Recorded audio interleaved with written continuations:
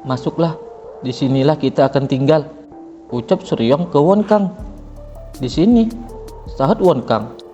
Iya, dan ada satu orang lagi yang akan berlatih bersamamu, terang Suryong ke Won Kang. Siapa? Tanya Won Kang. Senjata rahasia yang sudah aku siapkan untuk memenangkan kompetisi bela diri surgawi, jawab Suryong ke Won Kang. Apa? Sahut Won Kang kaget mendengarnya. Kemudian terlihat Wiji Cheon berlari menghampiri Suryong dan Won Kang dengan ekspresi yang sangat gembira. Suryong Hyung Nim, panggil Wiji Cheon. Kan sudah kubilang, panggil aku guru, sahut Suryong.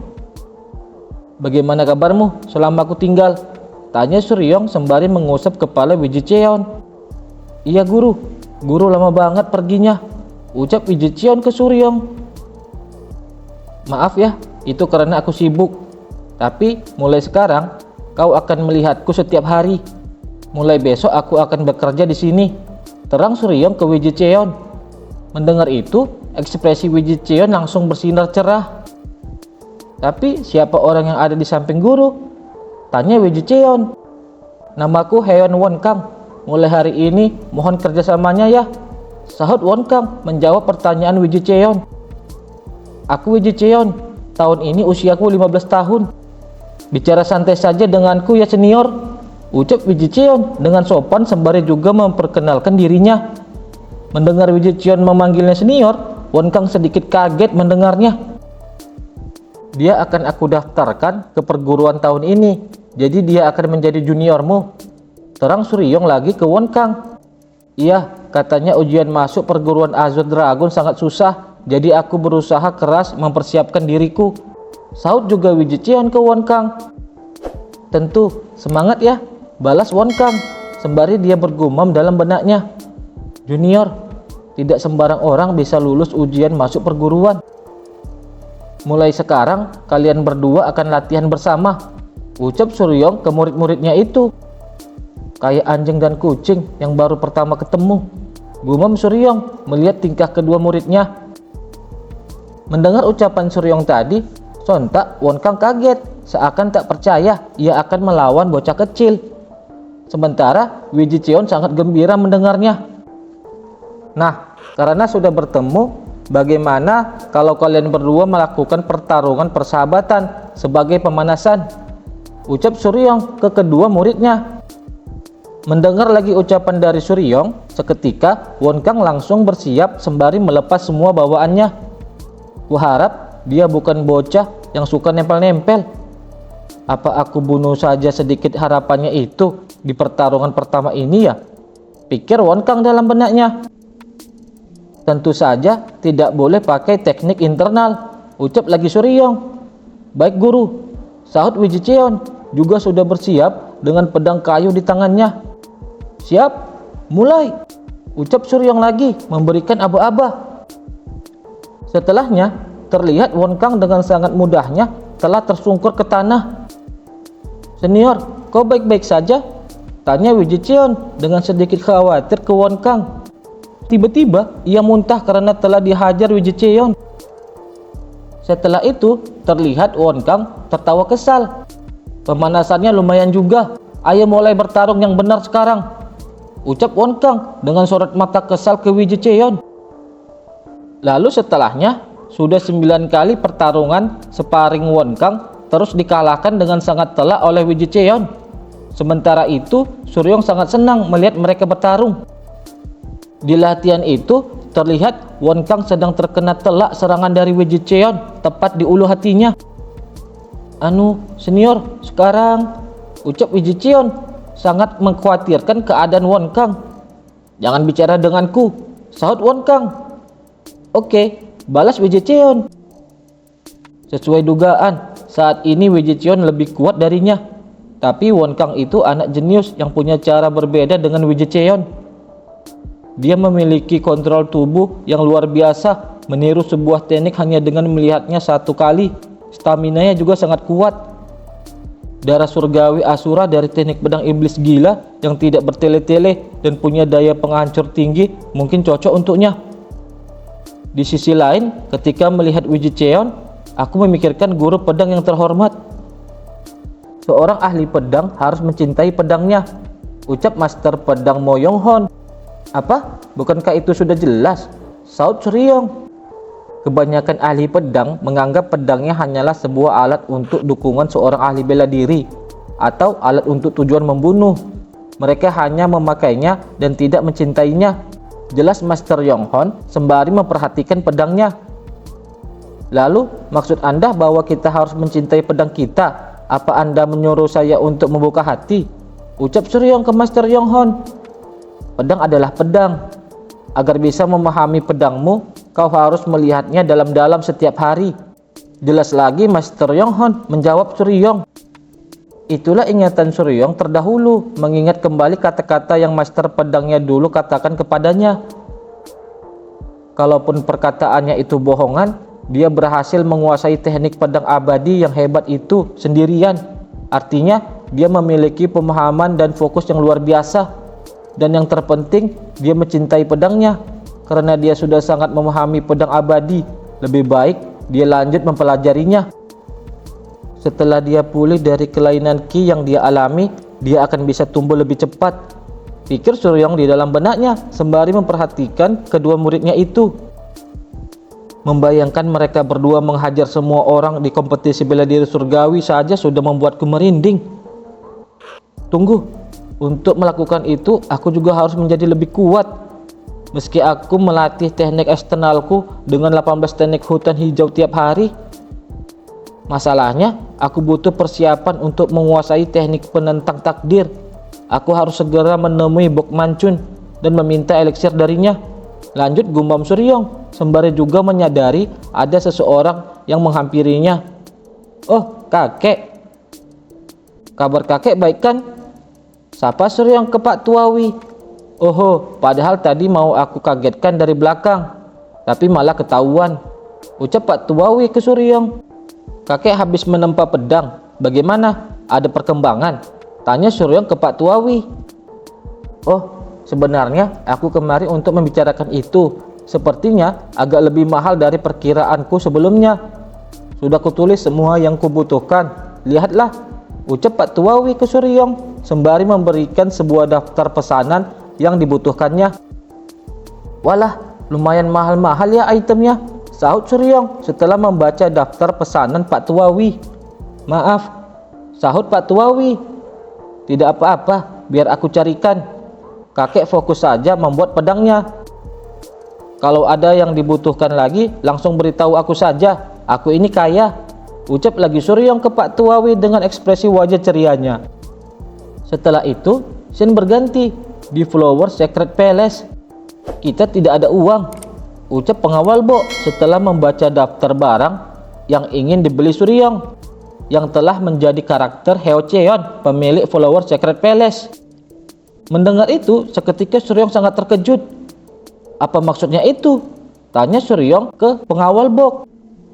Lebih tepatnya, kita punya uang tapi hilang, jawab pengawal Bok. Kok bisa? Aset yang aku terima kan tidak sedikit. Masa semuanya menghilang? Saud Suryong ke pengawal Bok. Jangan-jangan kau diam-diam mencurinya, lanjut ucap Suryong dengan kesal ke pengawal Bok sembari menatapnya dengan mata yang melotot. Sumpah demi Tuhan, menyentuhnya saja aku tidak pernah. Semua tempat yang kau investasikan ditutup karena aktivitas ilegal di sana. Jadi sumber penghasilan kita juga menurun. Jelas pengawal Bok menjawab pertanyaan Suryong. Restoran bernama Restoran Naga sudah dijual, dan pandai besi di depan perguruan Azure Dragon juga sudah tutup. Si kakek Wi itu membeli material yang sangat mahal. Lanjut ucap pengawal Bok menjelaskan. Aku bersumpah, meski investasi kita baik-baik saja sekalipun, saat ini kita tidak punya uang. Ada banyak hal yang harus disiapkan untuk usaha dan pengawalan. Kita harus menunggu setahun baru bisa dapat uang. Jelas lagi pengawal Bok ke Suryong. Setahun? Aku tidak bisa menunggu selama itu, ucap Suryong dengan ekspresi yang tidak terima dengan keadaannya. Aku mengerti. Tolong terus urus dengan baik ya. Kupercayakan padamu, lanjut ucap Suryong ke pengawal Bok. Terima kasih, Anda tidak akan menyesal, sahut pengawal Bok sembari memberikan salam hormatnya ke Suryong. Dan usaha serta pengawalan yang kau bilang sedang disiapkan, ayo kita beri nama baru, ucap lagi Suryong ke pengawal Bok. Ada nama yang Anda pikirkan? Tanya pengawal Bok. Karena tidak jadi mendirikan perguruan White Dragon, aku pakai saja nama itu untuk usahaku, gumam Suryong. Beri nama usahanya White Dragon dan pengawal White Dragon, ucap lagi Suryong ke pengawal Bok. Setelah itu, scene kembali berganti di sebuah restoran. Terlihat Suryong dan 3 temannya telah berkumpul di sana. Semuanya, kalian punya uang tidak? Mendengar itu, sontak teman-teman Suryong pun terkejut. Baru saja aku curiga kenapa kau tiba-tiba menraktir kami minum, ucap Soyong ke Suryong. Kau mau pinjam uang dari kami? Sahut juga Yenho bertanya ke Suryong. Kumohon, aku janji akan aku kembalikan saat gajian bulan depan deh, ucap lagi Suryong dengan percaya diri ke teman-temannya itu. Akhir-akhir ini aku nggak punya uang, sahut Ilho dengan ekspresi suramnya di sana. Jujur, kapan sih aku punya uang? Sahut juga Yenho ke Suryong. Dasar kampret, kalian kan dari keluarga besar, balas Suryong dengan nada yang agak kesal ke Yenho dan Ilho. Tiba-tiba Soyong menyodorkan sekantong uangnya ke Suryong. Ini aku beri uang, kemarin kan kita habis taruhan, bilang saja kalau uangnya masih kurang, ucap Soyong ke Suryong. Oh iya, taruhan itu, tapi aku tidak bisa terima begitu saja, jadi akan aku simpan dan pakai saat yang tepat, balas Suryong ke Soyong. Yakin? Kalau begitu aku pinjamkan saja, kembalikan saat sudah gajian, sahut juga Soyong ke Suryong. Oke, terima kasih, jawab Suryong. Dan akhirnya mereka berdua pun senang atas solusi itu. Dan kalau memang butuh uang, gimana kalau mengadakan les privat? Meski mungkin susah cari waktu sih, ungkap Soyong memberi sarannya ke Suryong. Les privat, sahut Suryong. Iya, kau bisa dapat uang dengan mengajar bela diri secara privat, ucap juga Ilho membenarkan saran Soyong. Itu benar, sebulan lagi kan ujian masuk perguruan Ajo Dragon, sahut lagi Soyong mengingatkan. Ini adalah waktu yang tepat untuk mengadakan kelas persiapan ujian masuk, ucap lagi Ilho. Kedengarannya oke, kenapa baru kasih tahu sekarang, sahut Suryong. Sebagai guru baru, gaji kita nggak banyak, kau harus punya pengalaman kalau mau dihormati. Tapi kalau kau katakanlah Nam Gongsu Araboni, karena dia sudah selevel guru unggulan, dia bisa dapat 300 perak sebulan, terang Soyong lagi ke Suryong. 300 perak? Padahal kelihatannya dia tidak punya nafsu duniawi, tapi apa sebenarnya dia gila uang? Pikir Suryong tentang Nam Gongsu menilai buruk tentangnya. Meski begitu, guru les privat bukannya bayarannya kecil, ucap Suryong lagi. Tapi Hyung Nim, sebagai guru pemula, gaji kita sedikit, sahut Yenho. Kau ini bicara apa sih? Aku pasti akan menghasilkan lebih banyak uang daripada Nam Gongsu, dan aku akan membuat mereka tidak punya pilihan selain membayarku mahal, sahut juga Suryong ke Yenho dan yang lain dengan percaya dirinya. Kemudian scene berganti dengan diperlihatkannya pemandangan kota di waktu senja. Senja kota ini cukup damai, ucap seseorang sembari melihat pemandangan kota itu.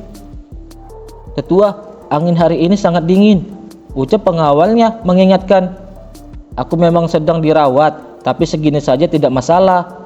Aku senang sekali akhirnya bisa kembali ke kampung halaman setelah bertahun-tahun, ucap Pak Tua itu ke pengawalnya.